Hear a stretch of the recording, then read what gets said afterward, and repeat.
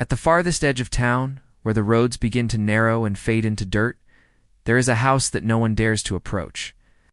By day, it is little more than a ruina, broken shell of timber and stone, leaning into the earth as though tired of standing. Its windows gape like hollow eyes, cracked and jagged, reflecting just enough light to seem aware. The porch is brittle, warped with age, its boards groaning under even the lightest step. To most it looks abandoned. But the people who live nearby will tell you otherwise, 'cause at night, the house changes. Shadows lengthen across its broken walls, stretching into unnatural shapes. The wind grows colder around it, sharp enough to cut through skin, and the silence becomes unbearable, thick, pressing, alive.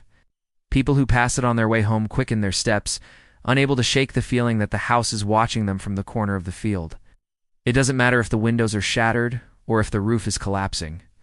The presence of the house lingers, heavy and suffocating. It does not feel like a ruin. It feels like a predator. They call it many names. Some say the Hollow. Others call it the Black Porch, but the name that clings the hardest, the one passed down in whispers from the oldest residents of the town, is the house that waits.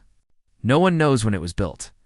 There are no records, no deeds, no memories of families who called it home.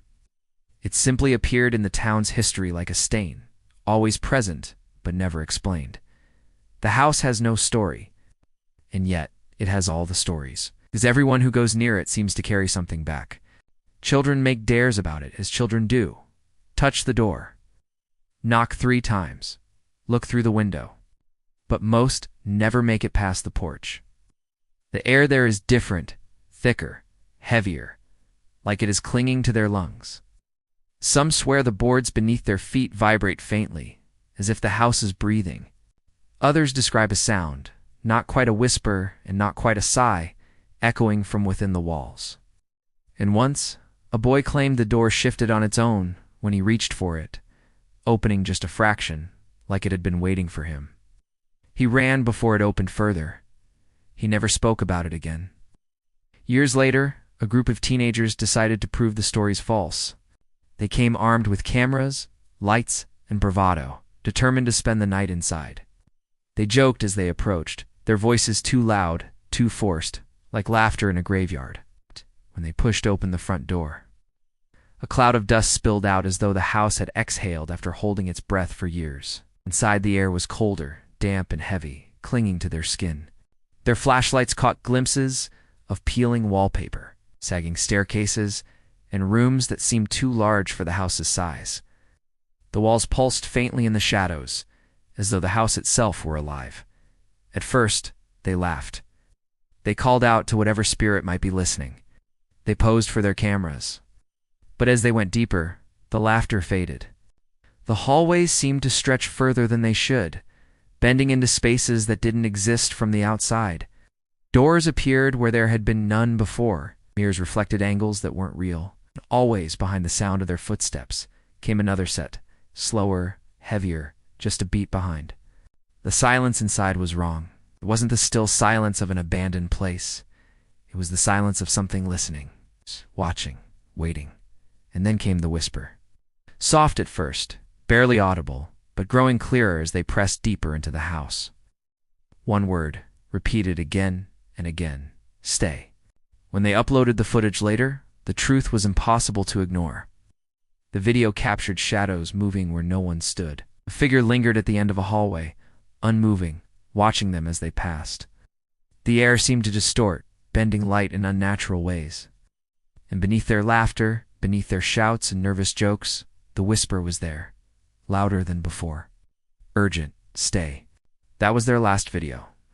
Their channel froze in time, locked in silence. Comments filled with questions, demands, desperate pleas for answers. But the friends themselves, they were gone. Some said they left town. Others swore they never left the house at all. But they were not the only ones to know its hunger. Everyone who has entered the house tells the same story. Time bends inside. A few minutes feel like hours.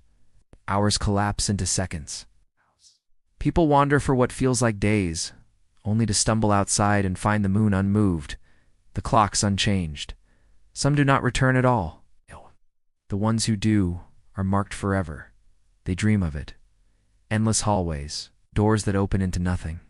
The sound of footsteps following just behind them. They wake, gasping for air, choking on dust. They find splinters embedded in their hands, the smell of old wood clinging to their sheets, as though in their sleep they had walked its halls again. Because the house does not end when you leave. It follows. It creeps into your thoughts, into your dreams, into the silence of your home. It waits in the corners of your vision, watching from the edge of the dark. And when the night is quietest, when the world outside is still, you hear it again. The whisper, "It's closer now, stay." The house does not chase. It does not rush. It is patient. It knows you cannot ignore it forever. And when you return, you will return it, will be waiting. So if you ever find yourself driving down that forgotten road with the fields stretching wide and the moon casting its pale light, and you see it standing alone in the distance, broken and silent, do not slow down, do not stare too long. Whatever you do, do not go inside. Because the house that waits has been patient for generations. It has waited through lifetimes. It will wait through centuries. And one day, it will be waiting for you.